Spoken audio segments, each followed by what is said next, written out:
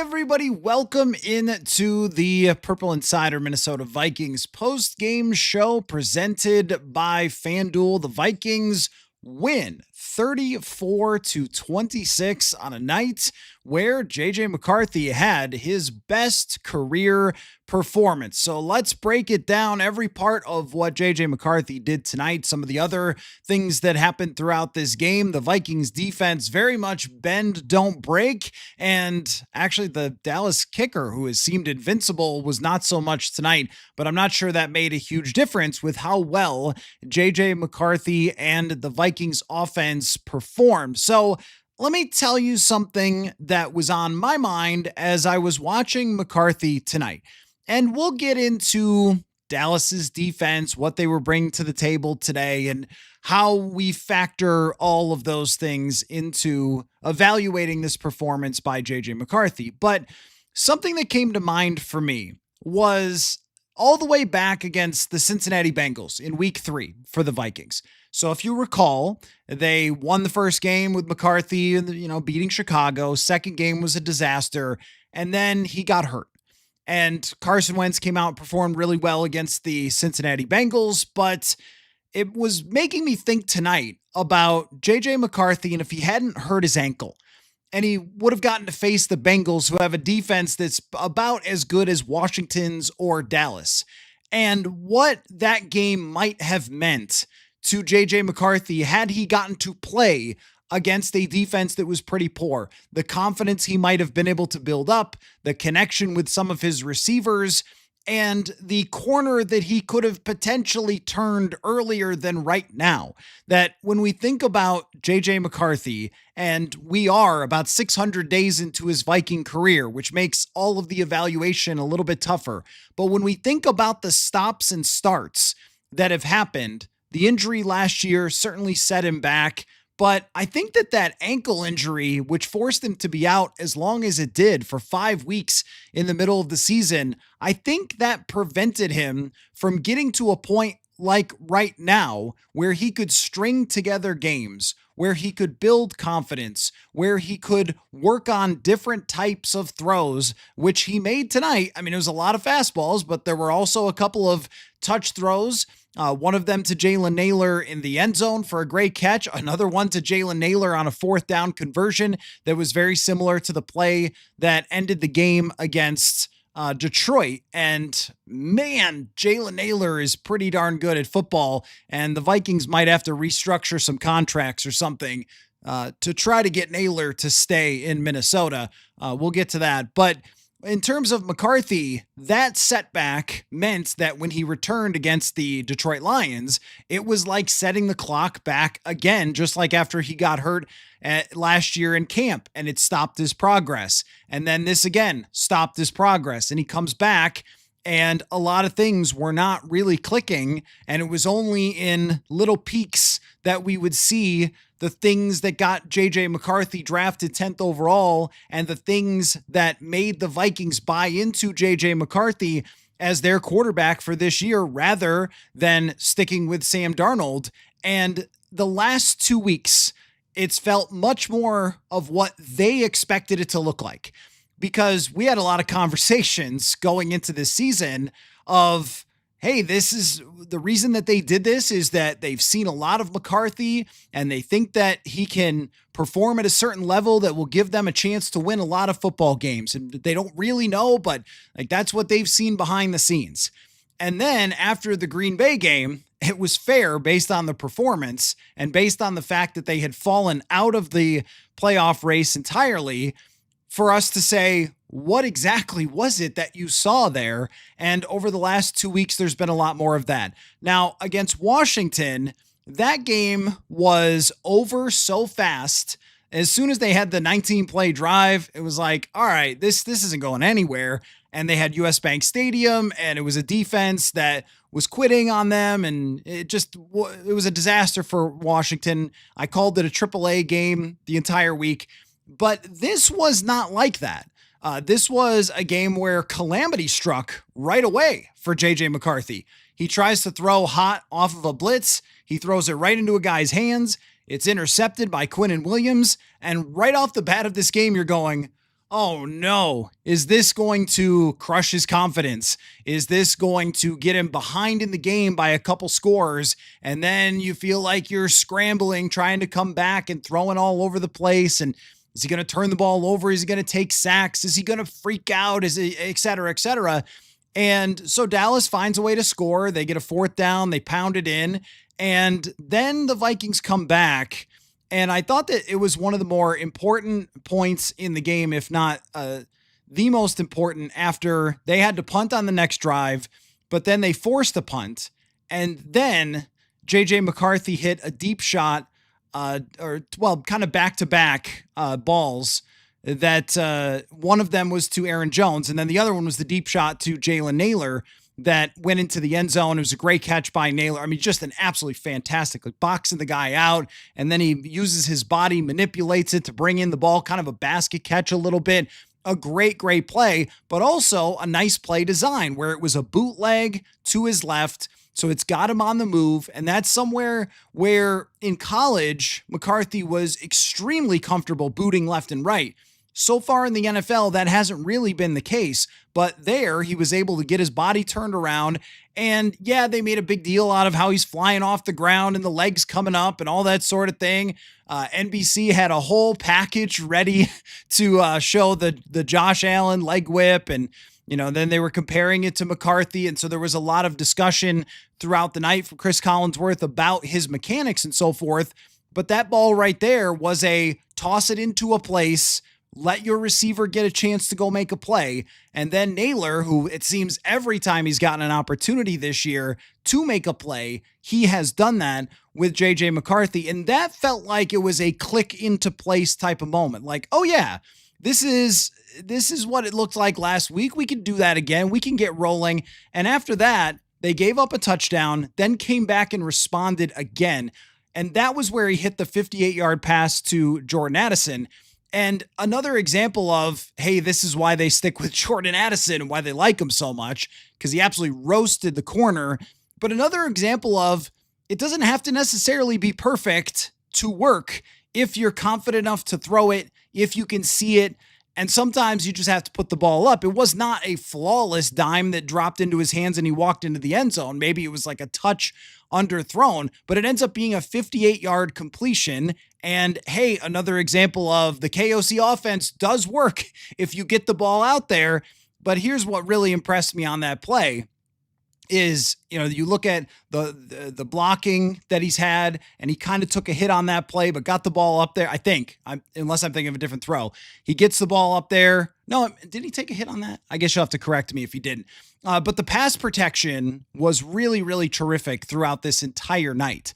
And I think it really stood out to me throughout the game when they could give McCarthy a pocket, just how good he was able to be within that clean pocket. He seemed to be seeing the field very well. He seemed to be extremely decisive, which that has been such an issue for him in previous weeks of just being decisive, just dropping back, hitting the back foot and throwing. And throughout the year, a lot of you have asked when we've had these down moments from McCarthy, like, what was it that you silly reporters saw during training camp? You guys need glasses for next year's training camp? No, we do not, because that's what we saw during training camp. But it seems to have taken this long to get back to the point where he has that confidence in throwing a lot of these routes that Kevin O'Connell is drawing up. And in practice, you don't have people coming to kill you, but neither in Dallas do you either, because there was nobody around JJ McCarthy. There was one time he took a hit, and that was about it for the entire night. And the rest of the evening, he was perfectly clean in the pocket and made throw after throw after throw. And it's sort of the proof of concept of, yes, this is possible for JJ McCarthy to do this. Yes, JJ is a talented player. He also had a couple good scrambles. I thought that just to continue going through the game, it was also really big on the fake handoff when he walks into the end zone. For me, at least, the fact that he grittied into the end zone with the ball, just walking in, dancing. And it's like, that's right, because you do have a concern over a young player when he gets punched in the mouth a bunch of times and he takes a bunch of criticism from, myself, everybody else who watched the games against the Ravens, against Chicago, against Green Bay especially, but to still have that little bit of, and I mean it in a good way, the cockiness to dance into the end zone right there. That's where it felt to me like, yeah, I think that this is going to be a good night for him. The first half overall, I think he went 8 for 13, and there was a touchdown that got nullified to Justin Jefferson. There were a couple throws. He had Hockenson that probably should have been a touchdown on one of them. He had another one to Jefferson that he just straight up missed. And I thought, no, it's like a B. It's like a B half. It was, you get a kind of a bad luck interception, but still another knockdown ball that's been a problem for him. A couple of misses, couple of really nice hits. Like, okay, good job. But the second half, I thought, was excellent from JJ McCarthy. The first drive, he spiked one into the ground. And once again, there's some moments in this game where you're going, all right, what's going to happen here? Because Dallas gets ahead. And you have to credit the defense a ton tonight. That is the number 1 yardage offense in the NFL. They were going to move the ball. It wasn't like Flores' defense was going to just come and shut them out. Like they have too many good players, too great of a quarterback, and they got huge stops that forced field goals, including making sure that they did not go down. Let's see, at the beginning of the half by too much. So coming out of the half, they made a stop to allow it to only be 17-20. Then there was a bad drive, and then they got another stop and another field goal to make it 23-17. If the Vikings defense doesn't get stops there, then you're talking about, maybe being down 10 points or being down 14 points, and then you're really scrambling. But at no point did McCarthy really have to feel super uncomfortable, which is just kind of how the game circumstances play into his performances. We've talked about that a lot throughout his beginning of his career in how, well, you make a special teams mistake and then you get behind and then he's got to scramble and he's trying to make throws that he doesn't need to make and things like that. Well, that wasn't the case because of these huge defensive stops. And over the last couple weeks, Flores' blitzes off the edges with Harrison Smith, up the middle with Eric Wilson, these zero pressures that he's been sending, they've just been working against everybody. They messed with Jaden Daniels last week. Dak Prescott didn't have any fun with those. Where was George Pickens tonight? The Vikings completely shut down George Pickens. He didn't seem like he even dressed up for the game. There were a few times where people were open. There was some successful running from Dallas. Again, it's a very, very good team. They're great in all areas offensively. So you knew they would have to get big stops. And after they got that stop to make it 23-17, I think this was the best we have seen JJ McCarthy maybe in his career. So I'm talking about the drive late in the third quarter. It's 23-17. He comes out and absolutely smokes a football to TJ Hockenson. And this is what I feel like Kevin O'Connell has found over the last couple weeks is these are the throws that really work for him. Do those throws. Now, I'm not saying he didn't do that before against Green Bay, and they were just a way better defense, who, by the way, lost Micah Parsons for the season today, which is insane for Green Bay and really craters their chances to compete for the Super Bowl. And it changes maybe potentially week 18 for the defense the Vikings are going to be facing. But going back to that drive, it's the same exact throw that he made to Josh Oliver last week for a touchdown, where that was a cover 3 look. I don't know what the defense was on this play, but Hockenson is flying down the seam and McCarthy could just step back and throw that thing as hard as he wants to. And it's smoking at 110 miles an hour, but he grabs it because it's 25 yards down the field, 25 yards down the field. And it's kind of right in front of him. He doesn't have to throw all the way out to a boundary and he just lets it rip. And it's a great catch by TJ Hockenson. Still good, by the way. Can we just point that out? That over a lot of the season, it was, is Hockenson washed? Can he not play anymore? No, you just need to get him the football. And he made a great catch there. And again, that was sort of another confidence type of moment. They ran a couple of times. And then the biggest, maybe the biggest play of the entire game for JJ McCarthy comes a little later in that drive. Was it maybe right at the end of the third quarter? 2:49 left in the third quarter. It's fourth down. You could do anything on this play. I mean, you could hand off if you wanted to. It was 4th and 3. You could run some sort of trickery. They scored a touchdown with CJ Ham tonight, which was awesome. You could do a pitch. You could do a screen. You could do whatever you want. And it's a straight drop back pass. And this is what we have to say for Kevin O'Connell, is that even if the guy wants to not trust his quarterback, you know that on a 4th and 3, he's still going to do it.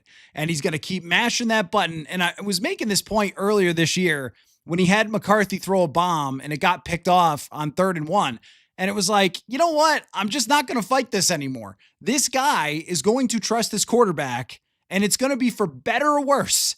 And in this case, it was for way better. He drops back to throw. Naylor is breaking out on maybe a little slot fade type thing, and he puts it right on his back shoulder with touch.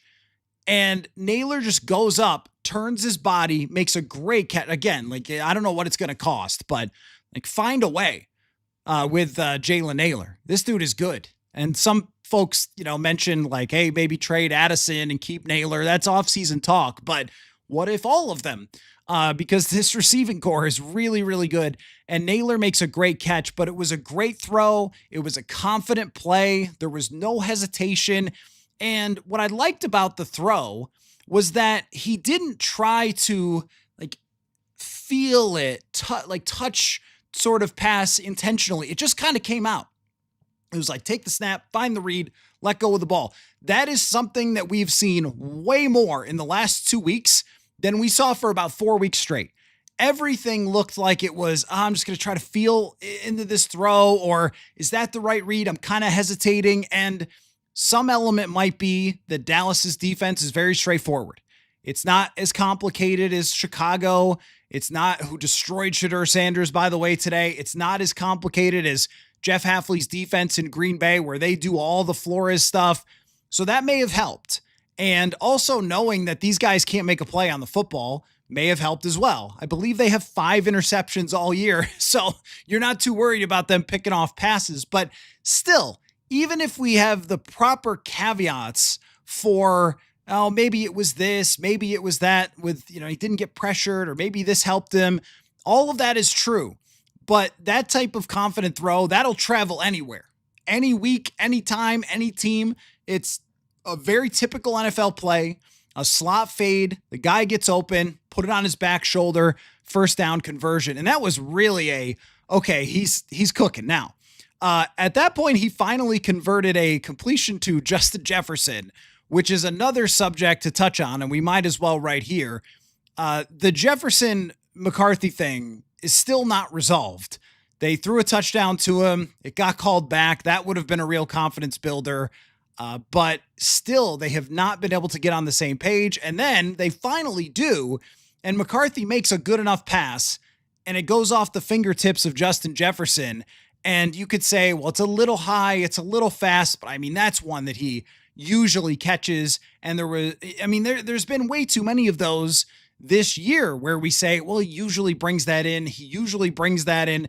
And there's been a few, throughout the year where other receivers have had to grab, something coming at him at 110 miles an hour. We saw Josh Oliver actually made a great catch on a bootleg that McCarthy was trying to throw it through his soul, and he caught it. And, the one with Hawkinson earlier, there's just something that's not clicking, and I will stay with it until it does. You can't say, oh, well, it's all perfect, because that's not perfect. But in terms of actually finding him, delivering it on time, hitting him in the hands, that's something that I think McCarthy has been struggling to do with Justin Jefferson.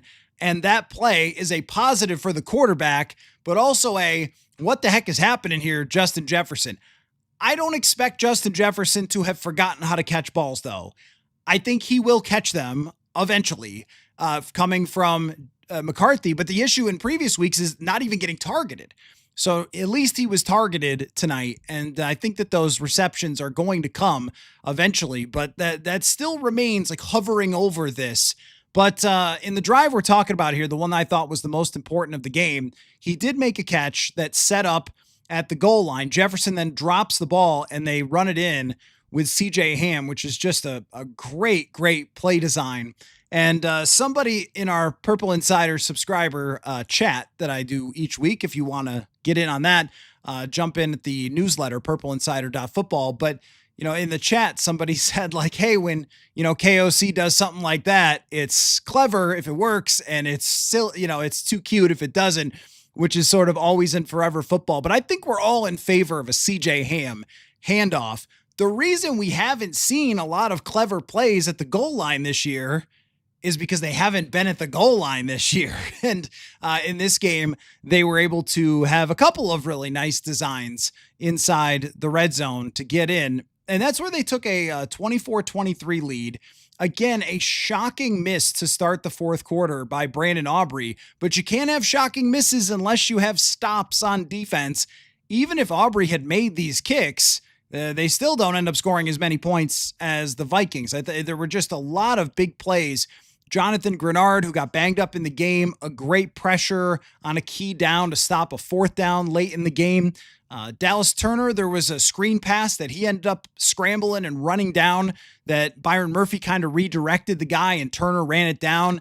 Hard to say like which guys had the most pressures and things like that. I thought it was really that there wasn't a lot of pressure on the early down completions. And then when times got tough, then it was Flores. Okay, we're going to get Eric Wilson coming after the quarterback. We're going to be, playing some games with the quarterback's mind. And that's where they did a really good job. And you think about, the secondary they're playing with right now is not one that you would put up in the top 10 in the NFL.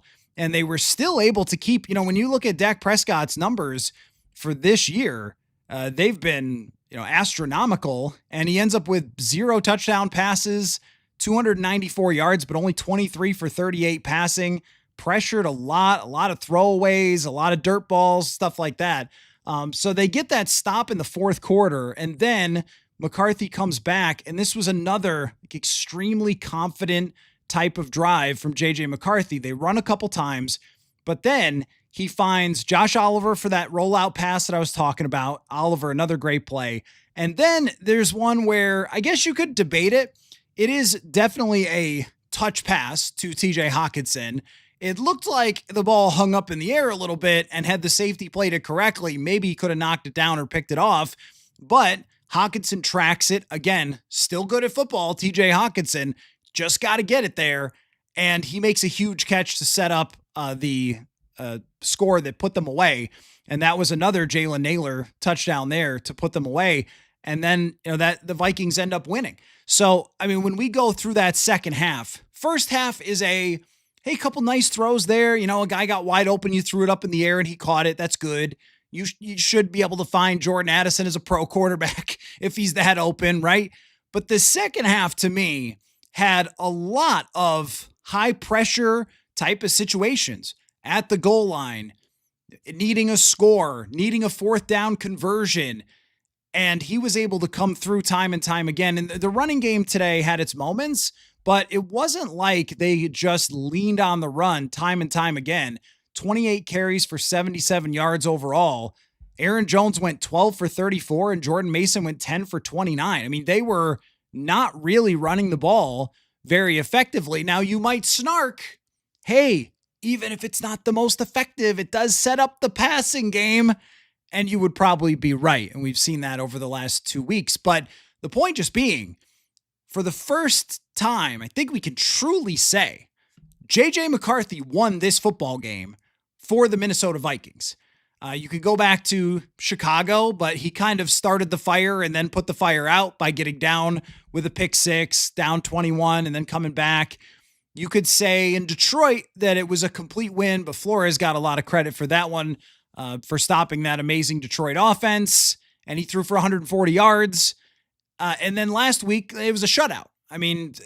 Literally anyone could have quarterbacked that win. This was national TV. Everybody's talking about, what's the Vikings going to do with JJ McCarthy and all that sort of stuff. And you're in a big stage, and he really came through for them. And that to me has the chance to be, and this is where I want to go with this conversation. It has the chance to be a moment that we remember for JJ McCarthy, a moment of turning a corner, because we talked about this a lot early in the season where, before the season starts of, all right, can you grind through some wins? Can you find just enough out of JJ McCarthy? And then late part of the season, that's where he gets it and it clicks.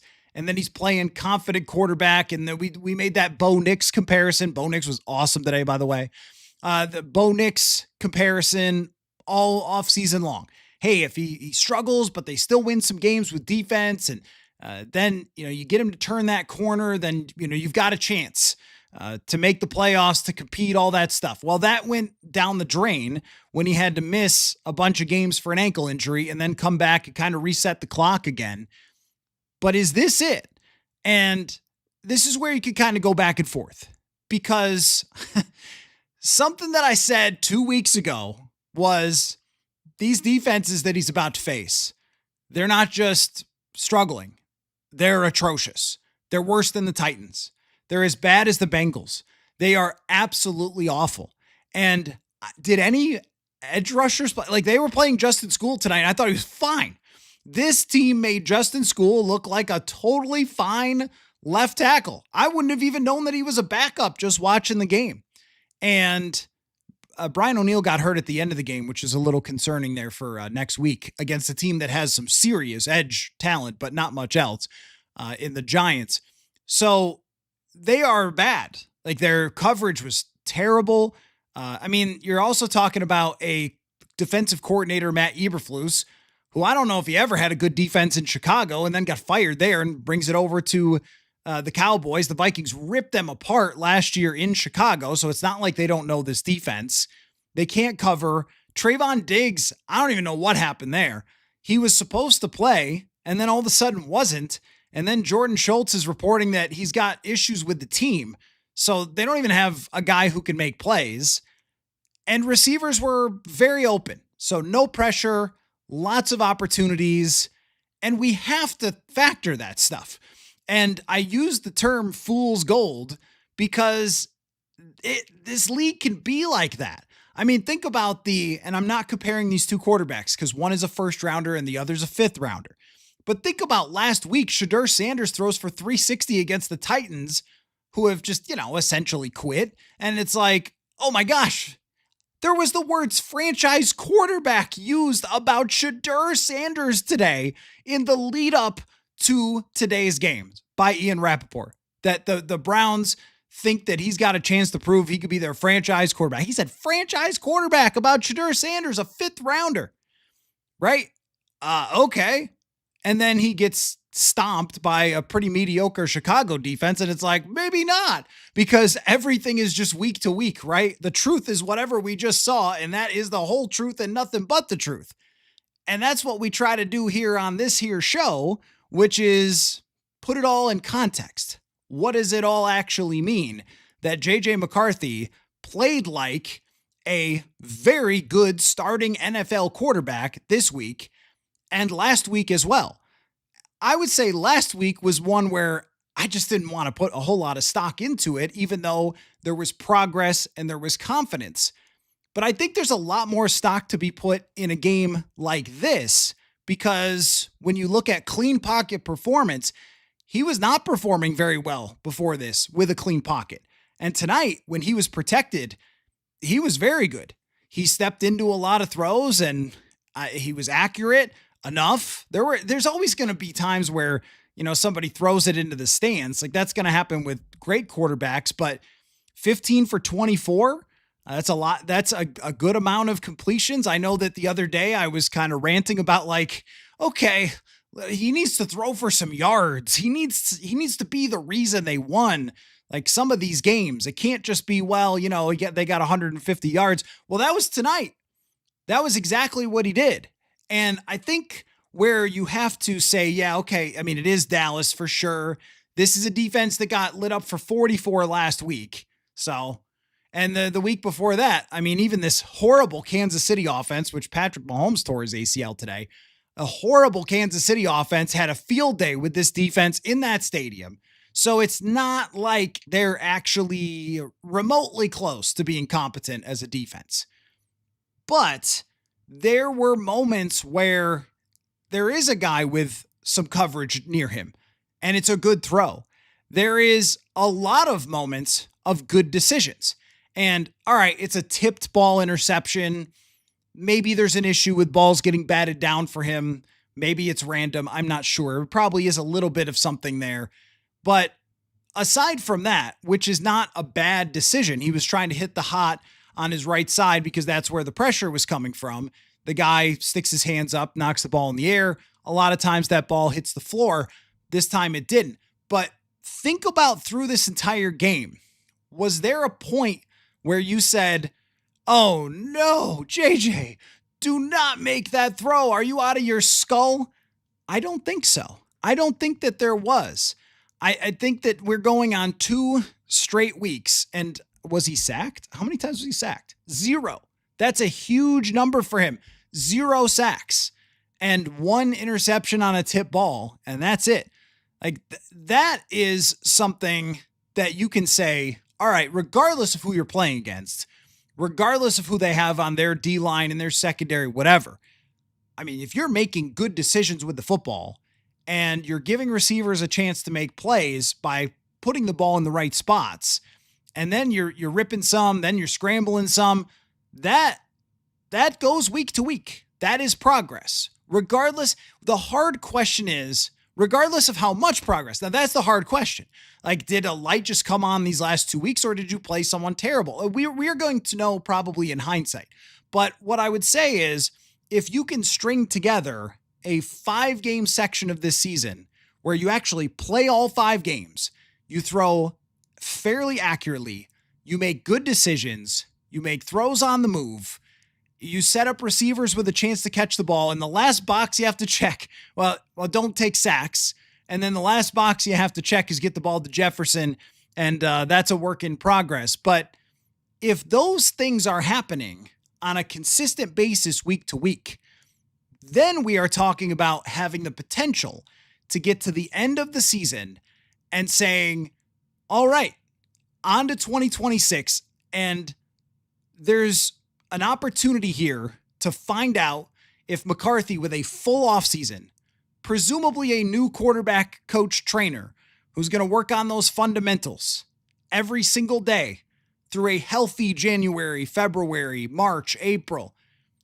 and then come back and build on what you've done here, then 2026 can be the season that you thought 2025 was going to be. And don't forget, you're going to get a last place schedule, and that's going to help as well. And we see that all the time. I mean, San Francisco is a good example of it. See, I don't remember the last time they played somebody hard. Like, it does matter. It does matter. Which reminds me, the FanDuel question of the day, and I want to talk about this scenario. The FanDuel question of the day is, the Vikings are now plus 190 on FanDuel to get to 8 wins. What's your confidence, considering how well McCarthy played, that they can get to 8 now that they have 6? Can they get 2 out of the last 3 is the question. 1 against Detroit on Christmas, 1 against Green Bay. And I think next week I did joke a couple weeks ago that I wouldn't pick them to win the rest of the year. I think I'm going to have to break that because after this, I think they should go to New York and beat the Giants. But that is really the true test, as true as we're going to get, is can you string together enough games to the point where you're saying, I think 8-9, there is a chance where you string together enough games where you say, you know, this can win in 2026. If you build a little bit on X, Y, and Z, this can win. If you get a first round corner, if you get maybe a free agent safety, if you get a healthy offensive line, and I don't know if Christian Darrisaw should play again this year. I mean, Darrisaw having a good game against Washington and then needing to sit the following week, it's not right. It's clearly not right. Like, just don't play him because it's not worth it. He's too important. He's too valuable. If something goes wrong in these last 3 games, you will regret it. Just play Justin School the rest of the way. Put him on IR. I don't know why they really don't seem to believe in Walter Rouse, but, maybe activate him instead, whatever it takes. Just, I don't, clearly something with this recovery did not go the way that they expected it to go. So Darisaw, I would just say it's just time, shut him down. It's all right. It's a lost season for him. Come back at 100% in 2026, but everything will look very different if you finish 8-9 after getting to 4-8, where it just looked so lost. And it looked like there was the potential for this thing to crater. Like they needed last week to kind of get some of that, I think, weight off everybody's shoulders. But this week was a real win. Like that's a real team that was 6-1, that their tie came against the Green Bay Packers. They went toe to toe last week with Detroit. Like that's it's a bad defense, but it's not a joke team that they just beat. And you put it together and you've got a couple of wins over good teams, Chicago, Detroit, and now Dallas for JJ McCarthy. That's 3 out of his 4 wins are against at least reasonable teams, 2 of them playoff teams, at least reasonable teams. Get another one of those, either against Detroit or against Green Bay, and you're just going to feel a lot better. Now, that's where you stop yourself and go, am I being the sort of prisoner of the moment here? And the answer is, I don't know. I don't know if I'm being the prisoner of the moment or not. All I know is that he's given this route a chance. That's the biggest thing that JJ McCarthy has done over the last 2 weeks. Because if he couldn't beat Washington, if he couldn't play well tonight going toe-to-toe with Dak Prescott and having to actually match somebody and not just being a Brian Flores won the game for you and you kind of had everything laid out, where you really, you're down 23-17 in the second half. You got to go make some plays, and he was able to do it. Like these are real quarterback things that he did tonight. This was not hey, he just, threw a couple screen passes and the guy went for 60 yards. Like these were clutch throws, big moment type of throws, and also more evidence that he was able to work through absolute hell to get to another side and win games. That what happened in Green Bay and what happened in Baltimore, Chicago, those things did not destroy JJ McCarthy. That he's been able to get himself back on track. And I also think, Jefferson's been a big part of that, with the fact that he's, taken the pressure off JJ and hasn't pointed the finger. Although after this week, can't really do that when the ball hits him right in the hands. And I also think that O'Connell as well is part of this. Now, there's maybe a little bit of, let's look back and say, oh, they tried too hard to fix his mechanics. Well, I get where you're coming from with that. I also think that you have to be able to coach a player. Like I think what they got to was kind of all right, we've coached as much mechanically as we can for this year. Now work with all that stuff. And the thing is that, the leg coming up off the ground and stuff like that, but you do see improvements of some of the things he's doing mechanically that they've talked about and they've worked on time and time again. It doesn't look exactly the same as it looked against Chicago or against Atlanta. And one of the biggest things that I think is really working is the decisiveness of however O'Connell has made this offense the last couple of weeks for him. I personally don't see like major differences. I still see a lot of their core concepts being used. Maybe there's a little less motion. Maybe there's a little less asking stuff of him to do at the line of scrimmage. Maybe that's, the simplification or whatever. You could say, oh, you should have done this or you should have done that. Well, one of the things that's hard with coaching McCarthy and figuring out where he's at and what he could do is that they missed 5 games in the middle of the season. Like those two figuring each other out was a process that was, kind of hard to get to because they had so many stops and starts.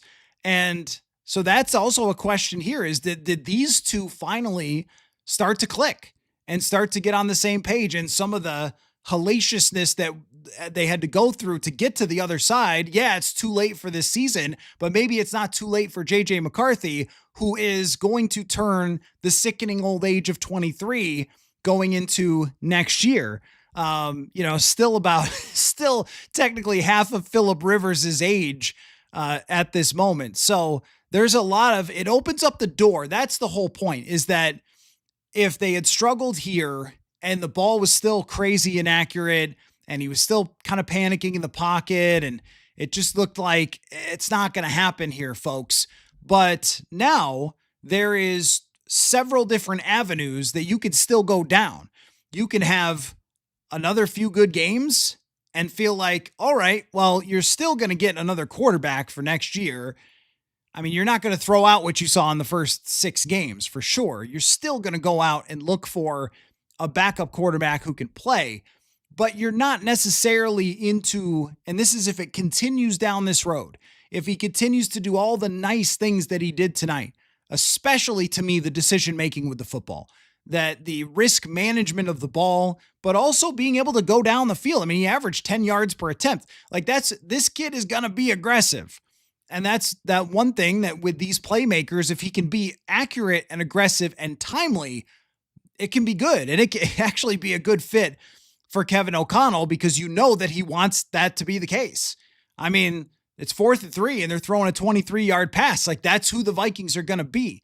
And tonight it worked. So if that continues to work, then you're going down that path of saying, all right, well, I don't know, Carson Wentz come back to be the backup next year or whatever, right? Like get somebody who can win 2 out of 4 as Carson Wentz did, or somebody like, Gardner Minshew is playing for Kansas City, someone who's played a full season before if they had to, but you're not really thinking putting assets into that backup quarterback spot. That's if it continues down the path of all the things that went well tonight against the Dallas Cowboys. There's another road that's more murky, which is if it's a little bit of good and bad in New York and, maybe it's who knows, right? Like maybe it's a shocking loss in New York or something. And then, which Jackson Dart again got looked at for a concussion today. I don't know if we're getting him or Jameis Winston. They should shut him down and play Jameis Winston. And then you play Detroit and it goes all right, but you lose. And then you play Green Bay and they're not playing anybody. And then you'd feel like, well, what does this all mean, right? Everybody was super high on it after Dallas, but like, what does this really mean? And then there's another route where this was completely fake and they play really poorly the next couple weeks. And that's the end of the season. And you're still out there looking for other quarterbacks. It's not the best way to do it, to put it on the last couple of games and say, hey, you're going to make a decision based on that. But what other option do you have? You've only got these games and none of us really know whether what we saw tonight can continue on a week-to-week basis. But stringing 2 weeks together where he played really good football is maybe another example of, hey, these guys need time to actually play football and we want to judge them and we have to because it's what we're seeing. And when you get to 6 games that are, historically bad, like what else are you supposed to do with that? But also there's so much conversation about patience and so much conversation about developing and everything else. Well, the Vikings being out of the playoffs, which is, don't get it twisted, an enormous failure for them to be officially eliminated from the playoffs. That was not where they were supposed to be. They were supposed to be needing to win this game to be in the postseason or playing for something. So it's still a huge failure for them. But they do have an opportunity here to kind of have like guilt-free development and evaluation time against some teams that are more like you're playing in the preseason at times today with the lack of pressure and last week too, but also time to show the proof of the concept that this is what they saw and this is what they believed in with JJ McCarthy. So let me get to a couple of other things, and I have not, have not heard from Dane Mizutani yet. He's in Dallas, and if he was able to find a good spot to jump onto the show, he said that he might be able to do that. Decided not to travel for it tonight, just, saving the budget a little bit for combine and owners meetings and so forth. So, which, I did, I miss being on the road, but don't regret that as of this moment, even though it was a very good game. Again, if you missed that FanDuel question of the day, the Vikings are plus 190 to win 8 games. What's your confidence that, considering how well McCarthy's played over the last 2, that they can now get to 8? So a couple of other things that stood out on the defensive side was just how well they have created a complete pressure group.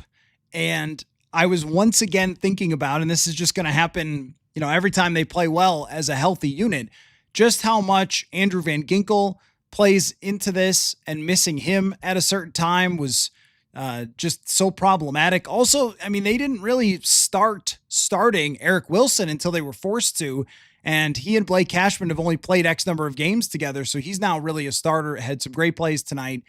The secondary actually finally had some plays from Byron Murphy that I noticed. He broke up a slant early in the game, made a nice play on a screen. The punting, once again, Ryan Wright, we gotta talk about this even a little bit, right? He had a 65-yard punt that went right down to the goal line, and another one that was inside the 20 as well. Ryan Wright deserves to be a Pro Bowler. And, I saw people after they gave up a couple of decent returns and didn't have some early, like, oh, Matt Daniels. I've gotten sort of tired of seeing that from fans. I feel like, are you bored? Like, I know that they've had some catastrophic mistakes this year that have proven costly, which probably wouldn't if they had any semblance of an offense before now. But this guy was very confident in Ryan Wright and stuck with him, and kept saying it was a punting competition when it never really was. It's been his guy the entire time. Will Reichard just bangs home an easy 53 for the dagger. And yes, it is possible still for people to miss field goals in the NFL, but it doesn't seem like it with Will Reichard as the kicker. They didn't have a great return game overall. They did have a 32-yarder that was a good one. Didn't return any punts.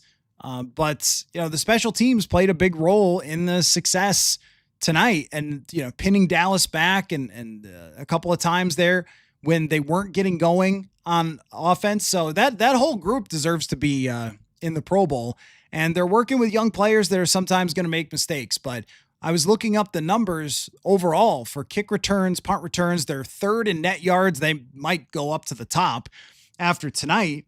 And overall, they've been good. Let's see. Okay, so Dane says that he has not found a great spot to do the podcast. So that is how it goes sometimes. So the thing about these press boxes is that we all have to try to do podcasts on the road. And so there's only so much space to do that sort of thing. Anyway, so that means that there's opportunity for you folks to jump in. And what did you take away from tonight? How much, that's really the question. How much are you valuing this performance by JJ McCarthy? 15 for 24, 2 touchdowns, 250. And for me, checked every box except for the connection with Justin Jefferson, which I've got to think can come along in these last 4 games. That has to happen. So what would you like to talk about from this game? Jump into the comment section and let me know here what you're thinking about for this one. Because really, when it comes to these last few games, the main thing, everything is going to be about evaluating McCarthy. And I think that that's fair based on where they're at. Just a couple other things from around the league today while you guys jump into those. Buffalo has been my Super Bowl pick, and they have taken me on a roller coaster, including this week where they got down 21. But that Josh Allen performance is why they remain my Super Bowl pick. And the same goes for the Rams, but injuries now all of a sudden affecting a lot of stuff. And the fact that Davante Adams got injured looked like that could be serious. Micah Parsons getting injured. He's going to be out for the entire year after getting Green Bay to this point. And the Phillip Rivers experiment came so close to working. That was interesting to watch. I was at first really scared for him, and then I thought, well, he's actually kind of balling. And then as the game went on, he just could not push the ball down the field in any way, shape, or form.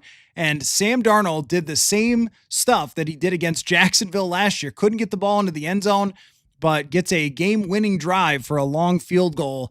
Rivers scored too soon in that, but hey, he went out there and made it happen without getting injured. There was a time where he slipped and fell down, and when he got back up, it was like, Philip, no, don't do it. Don't get back up. You're going to get hurt. And luckily he did not, but Seattle continues to be a beast. And Chicago, man, I think at this point, you got to say, and I know it was Shadur Sanders and I know it's Cleveland, but they've also beaten some good teams. They played really well against Green Bay. They beat Philadelphia. Like, Chicago's pretty legit. This NFC is insane. I was thinking about this today that even if we give the Vikings wins in games that they were close, even if they beat, like they should have probably been able to beat Atlanta. There may be, a couple plays away there in the red zone and a big throw to Naylor away from that one. And Pittsburgh, Chicago, they don't give up the long return. Even if that happened, I'm not sure they're really in this race just because of how incredible and crazy the NFC is this year. It's really been the exact opposite of last year, where there was just a couple teams who were good and everyone else was terrible.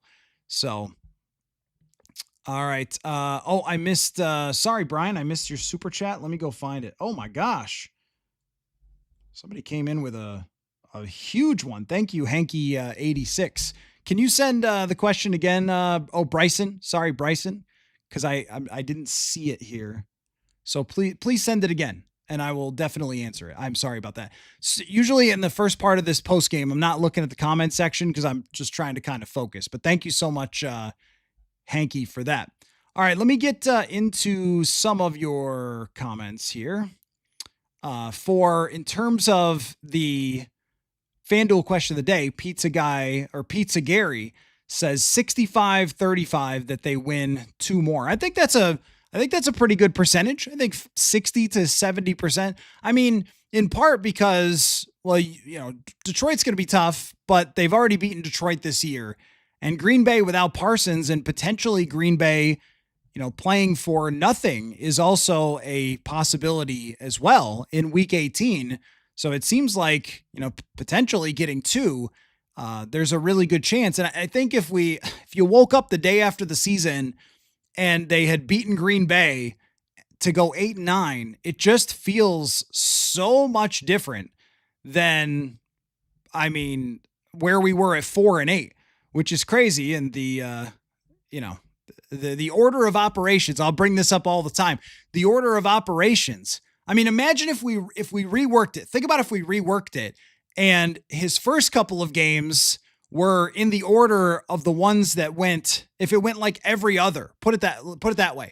If it went like really good game to win against Chicago in the fourth quarter, then lost to Atlanta. And then it was like this game against Dallas was week 3 and you played great. And then week 4 was a bad one against the Ravens, but week 5, you were really good. Like if we reordered them, we'd be like, that's the roller coaster of a young quarterback. And then if he missed the final 5 weeks of the season with an ankle injury and our final impression was this game, like I think about that stuff all the time, just how different things can be just by the way that they're, ordered and how they happen and who they happen against and how your schedule factors in. That's the thing, is that there's just so many things that go into a performance. Northern Pride says, I think McCarthy and JJ, Justin Jefferson, will catch fire these last couple games. That is the thing that I have to see. Like, as good as tonight was, even missing, him missing the catch in the back of the end zone, it looked like his hands got up late maybe, and late hands is a thing with wide receivers. And, maybe he misjudged how fast the ball was coming and he's, trying to grab it with his typically late hands. I really don't know. I don't know what the explanation for how you have that one bounce off your fingertips.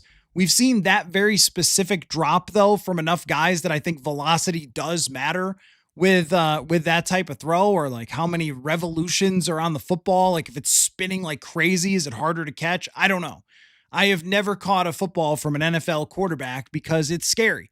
They throw it way too hard and it would probably injure me. So I've never had that happen. So I'm not sure why, but even just some of the other looks, there's a play where he's covered and he kind of throws it down the sideline, just, inaccurately. There's one where Jefferson definitely got interfered with early in the game, and you're not getting those reputation calls this year, I guess, when you're struggling, but that looks like an obvious interference early in the game. So some of the stuff was circumstance. He did run a slant route and he got him the ball. I'm sure that that's maybe part of it too, is some of these routes, maybe difficult for him. It might be about the windows that they're in. I don't know. Like it's not fully working until it's working with Jefferson. We can't say it's 100% all set, good to go until it's working with him, because he's not going anywhere. You're not trading Justin Jefferson. Like, this has to work. But I think that's right. I think that there's a good chance that, over the next couple weeks that it starts to going. The big thing was, like, how many targets did he have? Even though it didn't work out, he still had 8 targets. And how many times in Justin Jefferson's career has he been targeted 8 times and came up with only 2 catches? Like, if you get 8 targets his way, I think it will start working. So that's fair. Bat Masterson, that's a great name, says the refs allowed way too much contact by the DBs on Jefferson. Yeah, I thought on that one specific play that's true.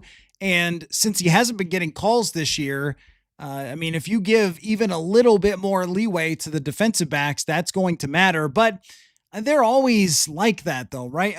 That whole theory of they can't flag us on every single play, I don't think that was the main reason why it wasn't working.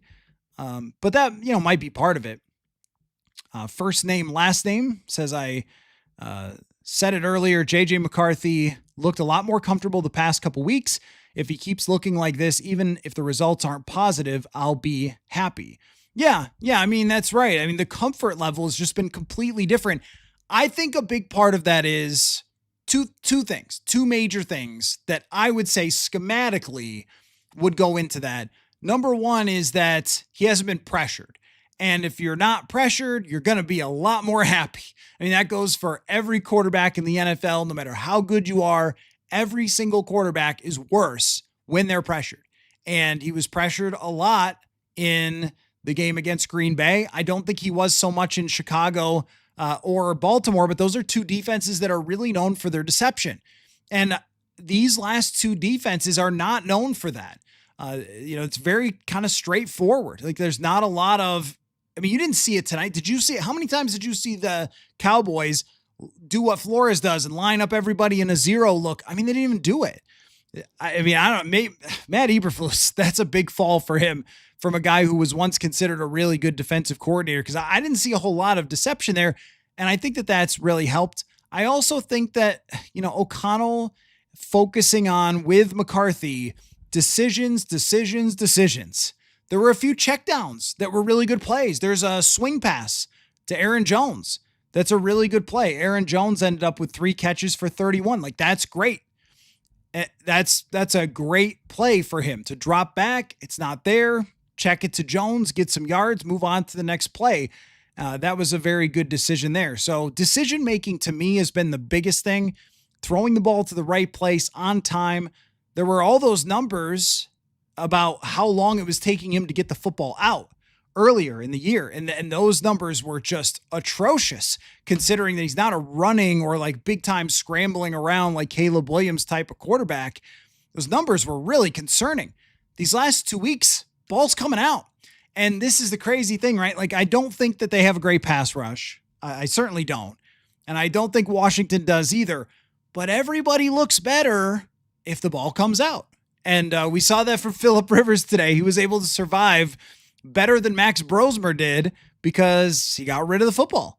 Their offensive line wasn't dominating Seattle or anything. He just got rid of it. And that's what veteran quarterbacks do. And that's what McCarthy has done the last 2 weeks. Way better. Jay Pelly says the narrative that KOC adjusted too late. How much of the newfound 12, 13, 21 personnel has to do with CJ and Oliver actually getting healthy? Oh, yeah. That's, a lot of people getting healthy. Yes, they were playing a backup tackle today, but left guard, center. Can we talk about Ryan Kelly? How awesome. And he got beat one time by Kenny Clark. Everybody does. Kenny Clark's great. But how awesome is Ryan Kelly? Not only is Ryan Kelly a good blocker, good pass protector, so that interior rush isn't happening, but also he's the director out there. And McCarthy said last week that he gave an example of a play where Kelly just told him, check to this. Okay, check to that and it works. It's like, well, that guy's a genius. He's like one of the best players of the last decade in the NFL, and missing him matters. And this is the hard part, because when you lose games and you have Juergens in there or Brandel in there, it's like, no excuses, next man up. Well, there's not a next man like that. Not this good, not this experienced. And that connection, I think, has been a big deal for them the last 2 weeks. Great point on CJ Ham and Josh Oliver. Clearly, they've kept Ham on the roster for a long time. Clearly, they've extended Josh Oliver several times. They want to be the big personnel team. There's a lot of praise, and I saw it this week for Sean McVay, who deserves it, of course, for going to multiple tight ends and doing that a lot. And Seattle does it all the time. The Vikings have that, but they were not able to use it all the time this year. Also, when you're losing, you're going a lot more 11 personnel. But those different looks, better pass protection, it's a big deal. It also is kind of similar to maybe what JJ McCarthy had in college, where it's, tight end and running game and, maybe some bigger personnel, that kind of thing. I think that matters. I think that definitely matters. Health in general is a big deal, though. Brett says, I think the Vikings have a 50-50 chance of getting to 8-9, but I think the rest of the games are going to be competitive. The Giants are so bad. I think that's right, that it's probably, I would go a little better than a coin flip, because I think there's a scenario where Green Bay's playing for nothing in week 18. And if they're playing for nothing, I don't know that LaFleur is going to play Jordan Love. They're going to be without Micah Parsons. I would go higher than 50-50. The Giants, if you don't beat the Giants, just shame on you. That franchise is as low as anybody. They might be lower than Cleveland. They're definitely lower than like Tennessee. Probably equal to Tennessee. Both teams had to fire coaches. So that's one you should win. Detroit just might outscore you because they're that good, but their defense is not very good. I would expect a similar game to tonight, just as Detroit finished drives that Dallas didn't finish, but you should look like this. And then when it comes to playing against Green Bay, even if they're playing starters, you got a chance to hold up against that team. So 2 out of 3, I don't think is too much of an ask, but 50-50 is a good answer. Bat says KOC is not adjusted since the Lions and Rams season-ending games. Yeah, I don't know. What are we calling adjusted? Changing personnel to go much bigger is something that, I don't think they did a ton last year. They use Oliver all the time just in general, but CJ Ham wasn't out there as much last season, wasn't, in for a lot of running plays last year. They've used him in running plays more this year, the last 2 weeks since he's been back to 100%. But when it comes to changing his mindset, I thought today was a big change in mindset. They ran the ball a lot, even when it wasn't working.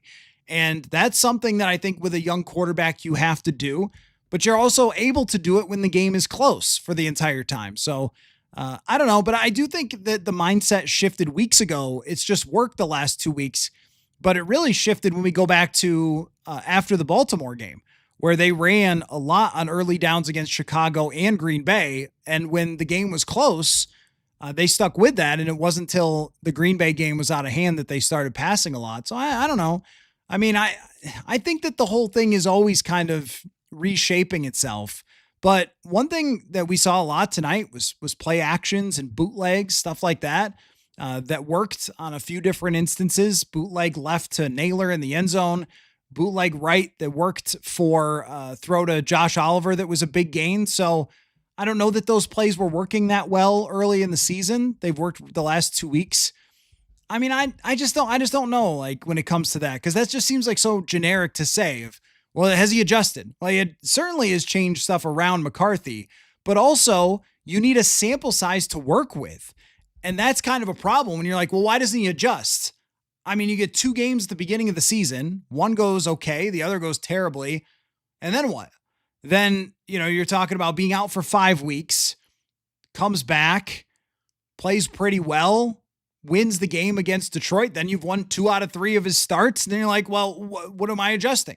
Right. And that was a good game plan in that game where they got ahead and ran the ball and threw some short passes, threw some downfield. Like, I don't know. Also, McCarthy's good at throwing it downfield. Like that was his thing in college. His yards per attempt were high. His intermediate throwing was very good. That was supposed to be his thing. Like, I don't think that he is. Everyone always wants quick passes. I don't think that's like who he is.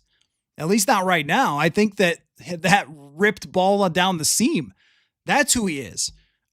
Flinging it up in the air for a Naylor to go get it. I think that's who he is. So I don't know. Oak Dog, the Cowboys are who we thought they were. Still, this is the NFL. The Cowboys' defenses looked better against other teams. Vikings did something right tonight. Not too many other teams, though. Not too many other teams. A little better, but like the Eagles have a terrible offense. Vegas has, I looked this up going into the game. It's like, I don't know. Vegas, they were good against. Vegas is a joke. And they were good against Philly in the second half, but Philly's offense is kind of a joke. So I'm not, they're bad. Like, it doesn't mean it didn't happen, though. Like, it just means, how do we factor for it? We can't ignore that going into this game, the Dallas Cowboys turned the average quarterback they faced into an actual MVP. Like 109 quarterback rating will win you the MVP. And that's the average that this team has been giving up. So you can't be like, it doesn't make a difference. They've been playing better. Like, no, they really haven't. They gave up 44 last week to Detroit. So they haven't been playing better. They're god awful. But some of the throws that he made were to covered receivers that are NFL open. And he got down in the game and had a huge drive, and he made the plays, and he made them, some of them were scrambles that were good, and he got punched in the face with a guy trying to punch the ball out. And of course, they did not call it because, they allow the peanut punch also means you can just drill someone in the head. I don't know. That's a weird, it should be a flag, but it hasn't been in the NFL this year. But the point being that if you ignore how bad Dallas is on defense, I mean, that's where you could kind of overdo it with a game like this. If this was Denver, for example, or Philly, or, Green Bay, then, I mean, if he had done this against Green Bay, you'd be going, okay, the Vikings have their quarterback. And that's the true test right there, is how much to factor it.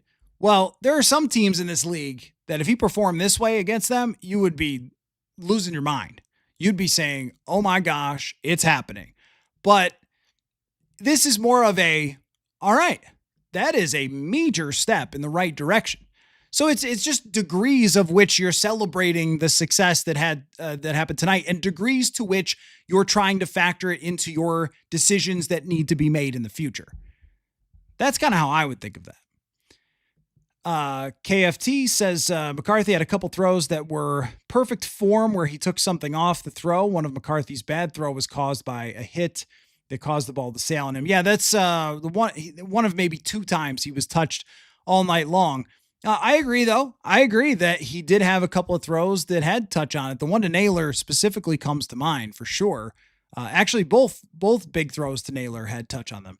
I don't think that it's ever, like, it can't be done or something. You know what I mean? Like, that he can't ever throw with touch. It's really like a consistency thing and then an anticipation thing. But what Kevin O'Connell has done these last couple weeks is he's taken a lot of the anticipation out of it. Like, a lot of the throws are a deep shot. You're just laying it up there. Somebody coming across, just firing it to him down the seam, firing it to him. And I think that's what he needed.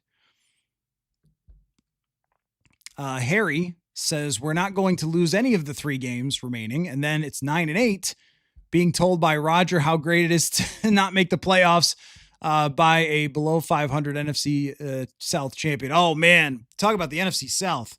Wow, was it NFC Southing today? Boy, if that had happened to the Vikings, can you imagine the post game If we were doing a Carolina Panthers postgame, holy cow. I can't imagine. If you guys didn't see what happened in that game, the Panthers needed a stop to force overtime. And Tyler Shuck ran forward, but wasn't going to be in field goal position. And their safety from Carolina just came up and drilled him for no reason. He was already going down to the ground, gave him a 15-yard penalty, game-winning field goal. Carolina loses. It was crazy. That was insane. And you're right about that, though. If that happens, I wouldn't be shocked if the Vikings got to 9-8. I really wouldn't. I mean, I still think that Green Bay is a better overall team than them, and Jordan Love's been playing extremely well, but Christian Watson getting hurt, he is a different quarterback when Christian Watson is healthy. That is extremely clear that he has very good chemistry with Watson. He went to grab a pass today, landed hard on his shoulder. I didn't see what the diagnosis was, but I mean, that's not good. Like that, it looked like an AC joint sprain or something, or a collarbone, something in that range that could keep him out. That's what I mean. You're facing potentially a different Green Bay team, week 18. The hard one is probably going to be Detroit. If Grenard is still banged up after tonight, I mean, it looked like he aggravated that injury that he had earlier in the year. So that might not be great for them. Isaiah Rodgers got banged up at the end of the game. Like, it's hard. Detroit's going to be a hard one to stop. Their offense is just completely cooking right now. But, Flores did that at Detroit. So would it be shocking if they won the last 3 games? No. Vikings fans anonymous, the fact that he had some throws that actually had touch and weren't all fastballs is encouraging. And that's why when we talk about, because I saw some people saying like, oh, O'Connell tried to teach him too many fundamentals or something. It's like, you got to have those throws. Like, you have to work on them. Like, what is he supposed to do? Right? Like, he needs them. And we see it today as those are coming together, and what that looks like when you can add touch and can throw a fastball and can throw, as they call, like a 2-ball, which is the in-between. When you're actually doing that, it's pretty darn good.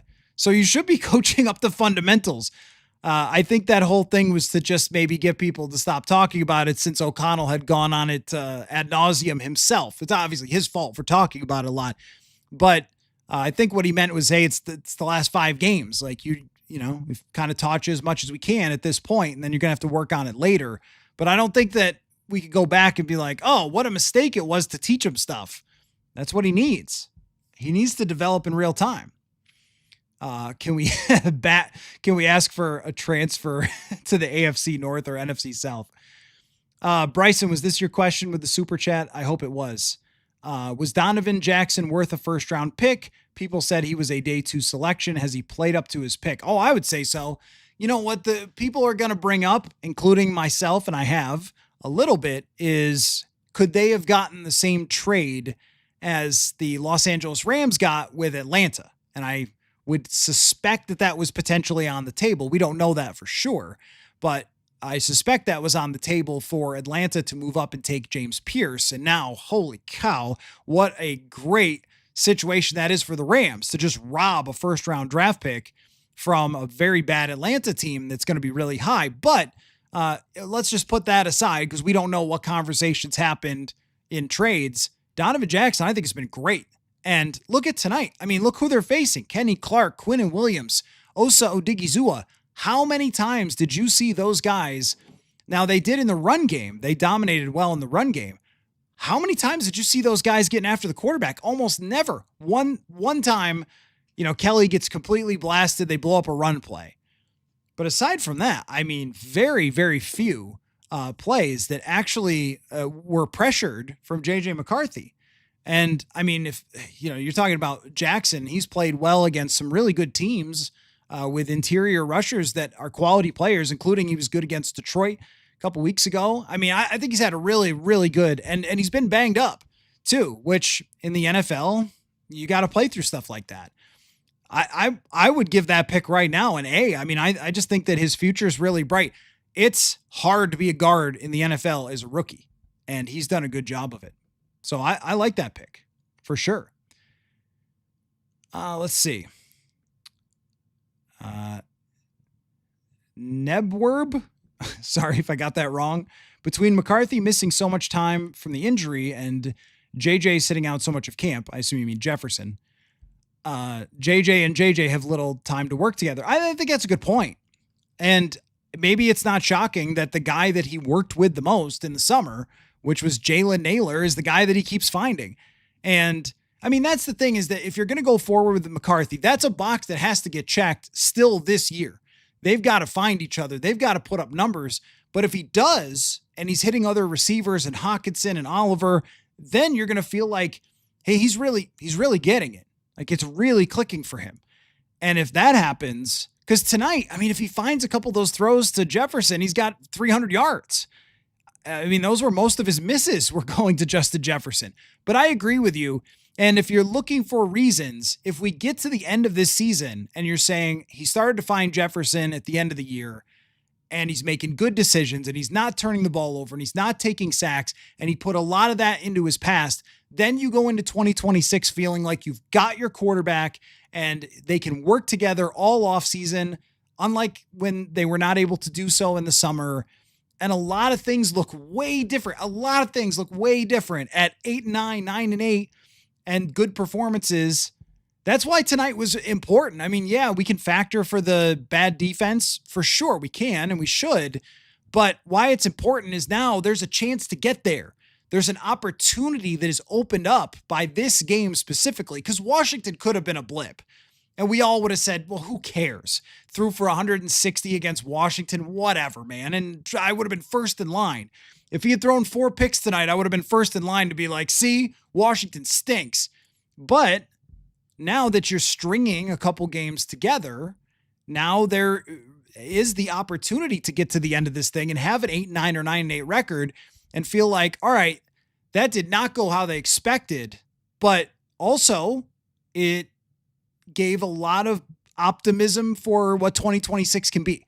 That's still on the table. I'm not there until we see it, but it would have gone off the table if they couldn't do anything tonight against Dallas's defense. And now it is still on the table. Orange Suds, what's up, my friend? Says kudos to JJ and the offensive line for 0 sacks. Going into the game, I would have taken the over. Absolutely. Absolutely would have agreed with you. I thought Quinn and Williams going to cause some problems for them. Backup offensive tackle. I definitely would have taken the over. That speaks to the decision-making, and it also speaks to what they should have been as an offensive line had they been able to have at least 4 out of... And when they've had at least 4 out of 5, there's only one game they've been bad when they've had at least 4 out of 5, and that was against the Packers. And that only got bad when the game was out of hand. They were actually doing fine as an offensive line, if not decent, early in that game. But then, Darisaw went out and it fell apart. But I would love to, and maybe I'll try to work on this, like, what are their numbers in terms of pressures when they have at least 4 out of 5? Because I imagine they're pretty good. Ali MKO says, have you seen the Barbershop Quartet video that the special teams guys made asking for Pro Bowl votes? Not only did I see it, I walked by it as they were filming it. And trust me, that was like, is there a gas leak in the building moment when I walked by those guys on Friday and I was like, what are you guys doing? Also, I made an appearance on Tell Us with Metellus. So if you didn't have a chance to see that, I'm in it this week. But that was great. That was a good bit. I like that. Bunyan Rings. You guys have some funny names. Since Jefferson is having a down year, maybe next year he won't be double and triple covered and go for 2,000. I think he'll still be double and triple covered next year.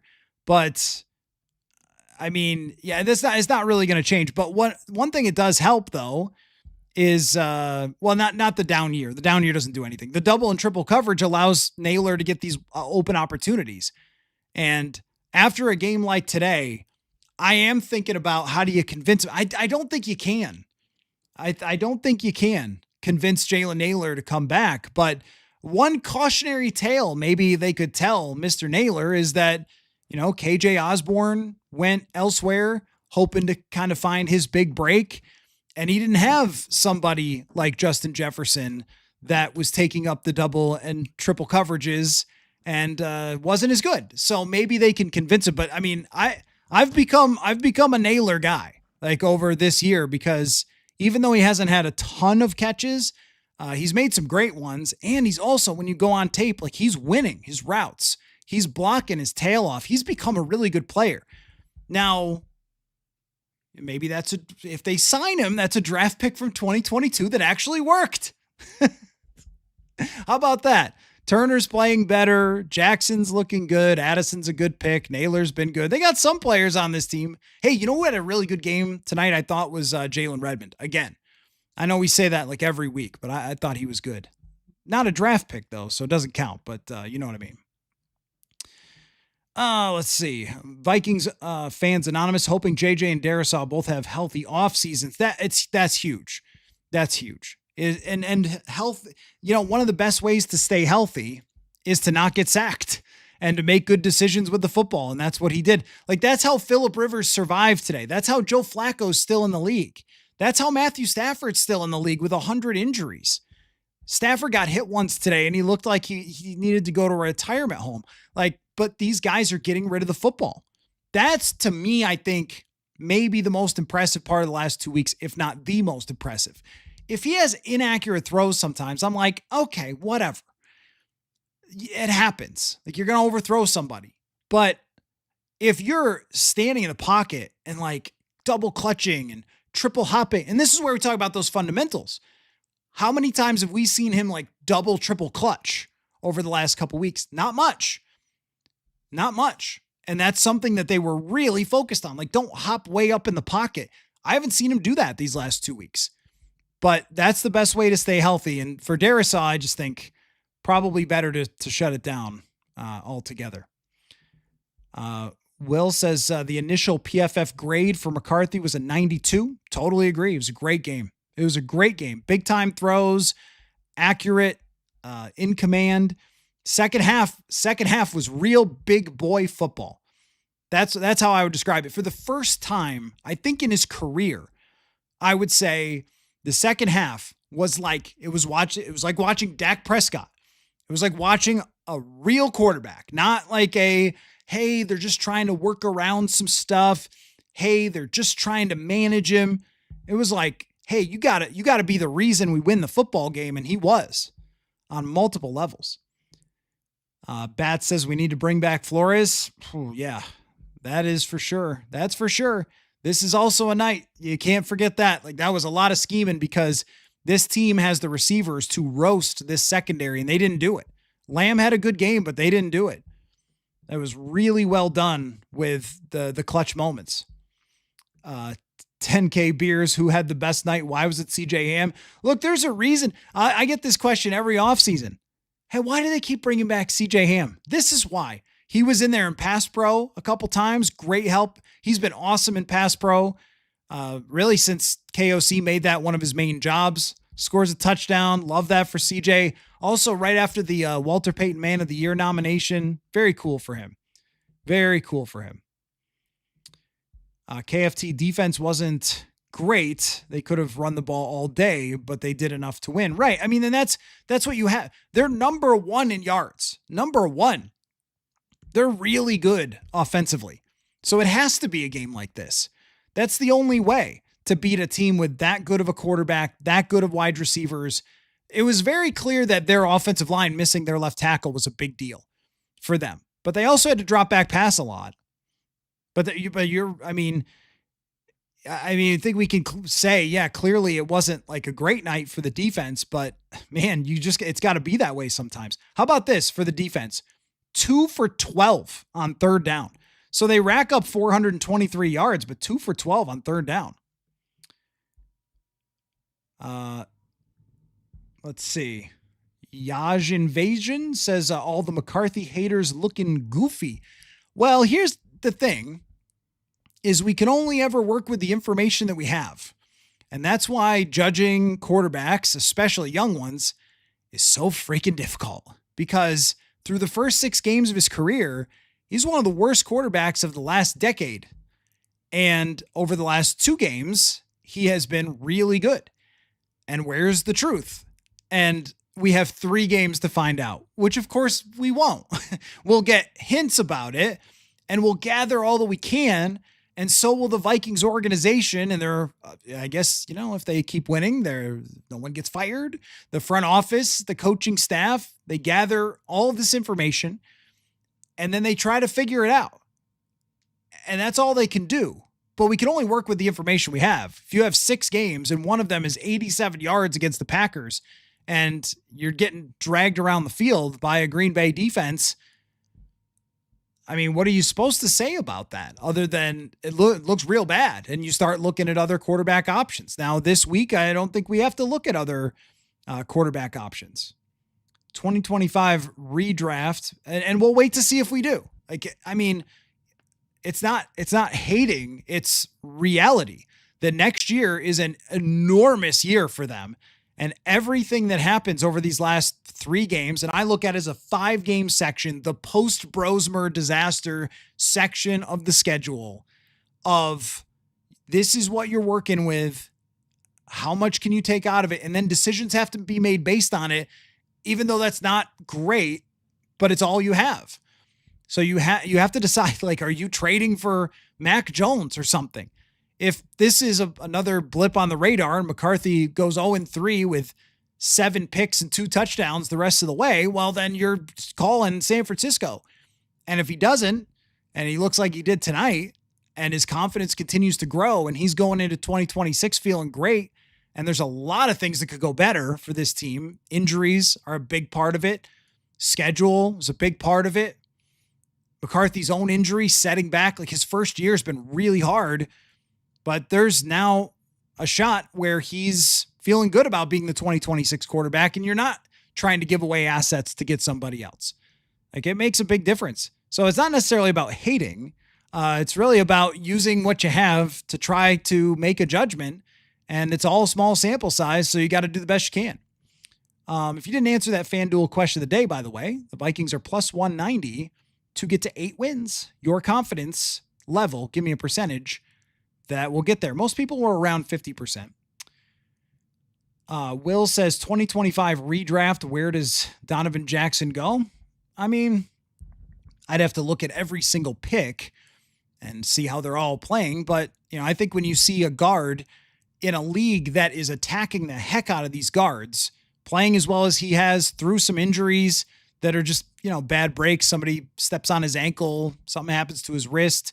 But that's the offensive line life, is you got to battle through those things. I think he'd go pretty high. I think he's been exactly what they would have dreamed to get. He is an intelligent guy, hard worker. He's tough as nails. Like, I think he can grow in the run game. He's been very good in pass protection. I think he's been really good. Bat says the turning point was KOC watching what happened to Brosmer to confirm his offense won't work with a young quarterback. I don't know about that. I don't know if there is a turning point that we can go back to and say, well, KOC did this or KOC did that. You have to learn more about your quarterback as you go along, what's comfortable with them. But I think that maybe the right message finally got through to McCarthy, which was like, here's your main focus. It's about decisions. That's your main focus, is just protect the football. Don't give it away or you won't be the quarterback anymore. I don't know if it was, I don't know. You could say he put too much on. That Seattle defense is sick. That Seattle defense is great. And, he, although they ran on 3rd and 1 and it didn't work today, and it was like, should have passed on 3rd and 1.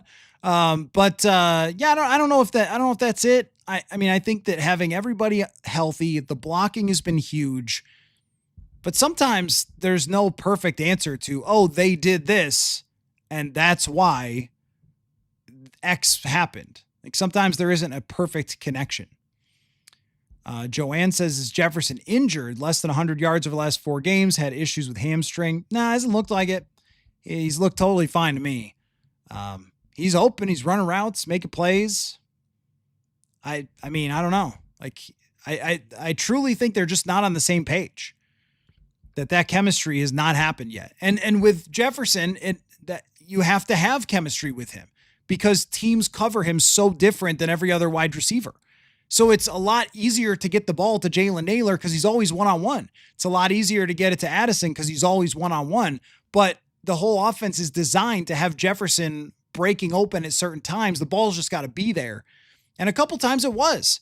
And one time it's negated by an illegal motion or formation or whatever. And the other time it goes off his hands. So there's a couple that actually worked. And another time he's open and he misses him, but at least he's targeting him open. So I think it's got a good chance to connect soon, but it's got to get there before we can really say it's working. KFT says Jackson Dart will be out another week with a concussion. No way he plays. I don't know. With the NFL's concussion protocol, hasn't really been all that effective this year considering he's still playing. Like a dog in the street says number 9 is your 2026 starter, folks. I think that's still to be determined, but took a big step in the right direction there for sure. Let's see. Jefferson needs to stop dropping passes. Sure. Yeah. That's true. But I think we would notice a drop or two much less. And this one in the end zone, you're going to notice, but you'd notice them less if he was catching 8 passes and one of them was a drop. You'd be like, oh, well, he caught 8 passes, but it feels like an infielder. If you play Major League Baseball today and they never hit the ball in play, it's either a home run or a strikeout. If you're an infielder and you miss a ball, you're like, I don't even know when the next one is coming. And that's how it has felt a little bit for Jefferson. And then maybe it's hard to get into a groove that way. Or if you're a shooter, there's a lot of guys who could shoot a basketball in rhythm, but there's very few who could come off the bench and play 10 minutes and hit a bunch of threes, right? I think Jefferson does need to get in a rhythm.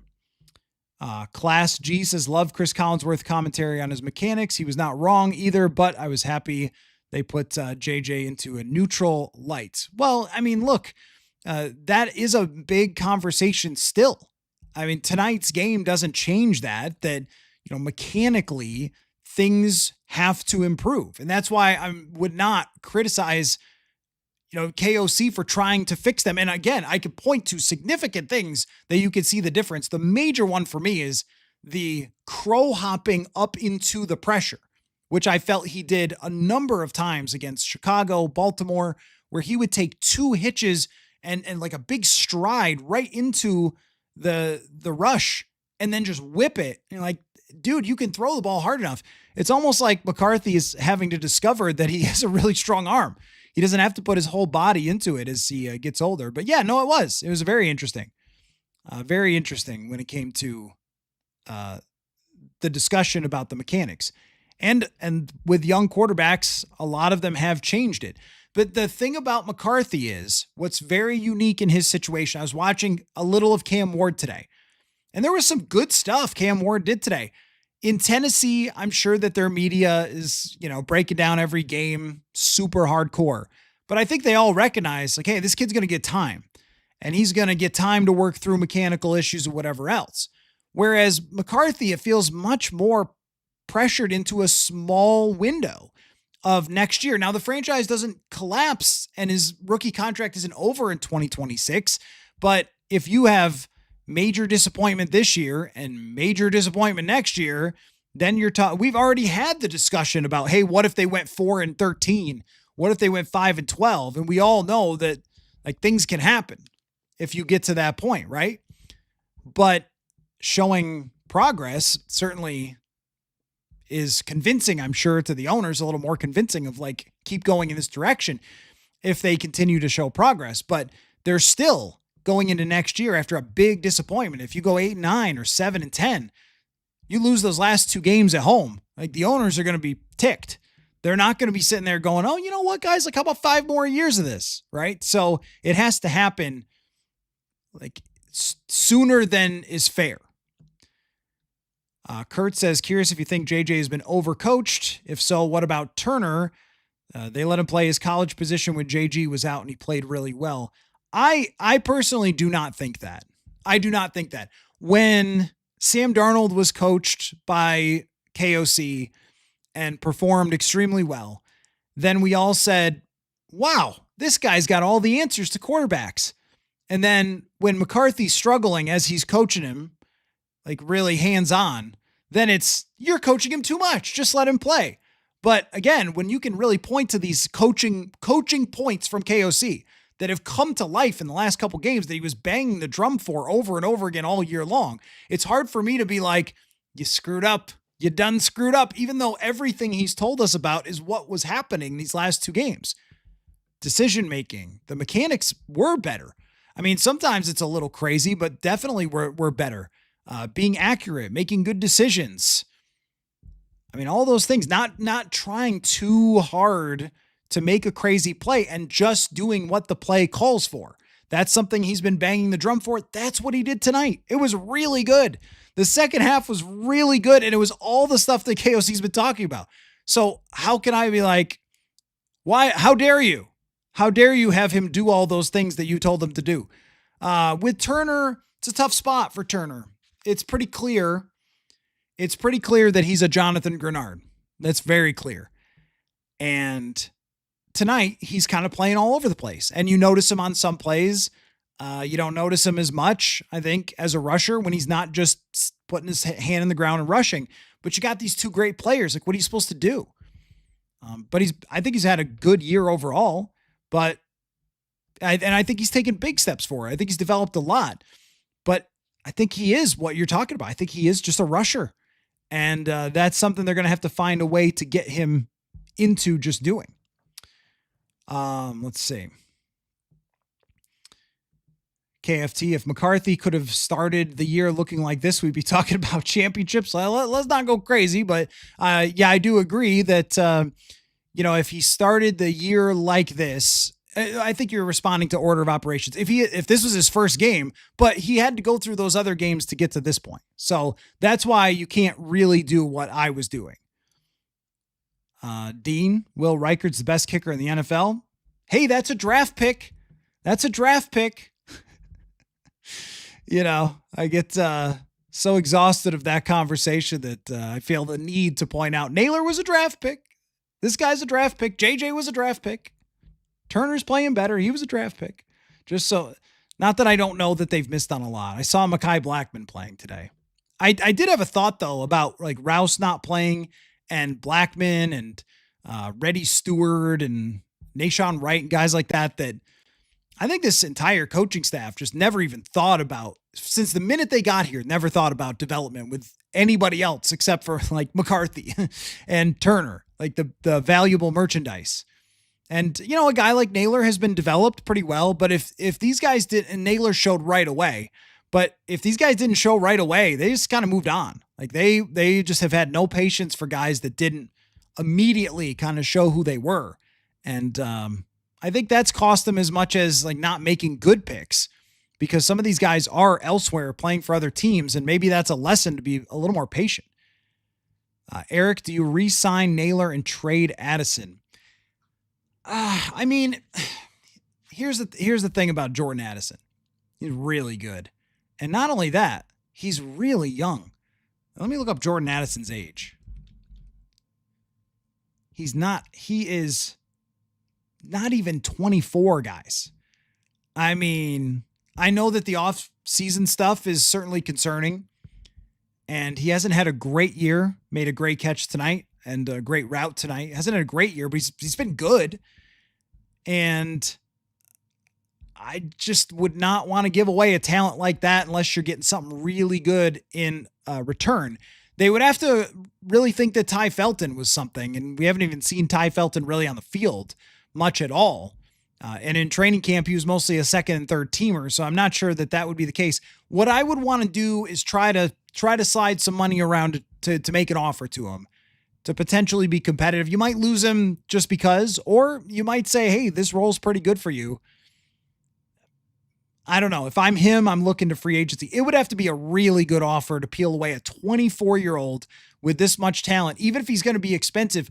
But if your idea still remains to have JJ McCarthy continue to develop, the best case scenario, and then 2026, 2027, those are rookie contract years. That's when you're still spending on guys. You're signing Addison to a contract, but the first couple years probably aren't that expensive. If you can find a way to keep Naylor and keep this trio together, that opens up the door for next year to walk into training camp with the same guys and not have any turnover. I think they would love to do that, but I don't know. I don't know. And as far as what about Ty Felton, I mean, these three guys have been healthy. I don't know when you would play him over someone like Naylor. I just couldn't do it. A 24-year-old who's this good, I couldn't move on from him unless it was a really great return. My Tellus with Metellus appearance. I talked about, the question was, how much money did you make on your first job? And I think I had the lowest number because I maybe was the oldest in the video of $5.15 an hour working at McDonald's in 2002. Yep. Be nice to your McDonald's workers. That was my message. Class G, JJ and Jets are playing phone tag. Can't believe he's missing some of those. That one in the end zone left me speechless. Not down on him. I just don't get it. Brett, thank you so much for the super chat. Great content again. Thank you. Vikings beating the Cowboys almost as satisfying as beating the Packers. Almost. Yeah, I mean, you like it when all of America watches them lose. That, they were the reason, the Cowboys were the reason this wasn't flexed, right? And to have that happen and then them lose, yeah, that's satisfying. Let's see. Twiggy says, speaking of Jefferson not getting much production, reminds me of our game against Eberflus last year when they decided to only cover Jefferson and it cost them. That's right. That's right. Now, he did have opportunities today and they didn't come through. But I'll go back and look at it. But you're right about that. They did sell out last year and it did not work last year either. Eric, how likely is it that we draft defensive talent that's not on the line that can play immediately for Flores? If Flores is here, I assume he will be, but we'll see. With his exotic blitzes, coverage learning curve would be steep. I think you have to get a corner, or a safety. I think you really have to get a corner or safety. I mean, Caleb Downs is probably going to be gone from Ohio State. There's a couple of corners that are listed as top 10 draft picks right now. I've got my eye on the secondary. It's got to be better. Like they're just like 2023. They're papering over it with all these crazy blitzes, but you just don't want to have to do that. First name, last name, Jefferson, the ideal teammate.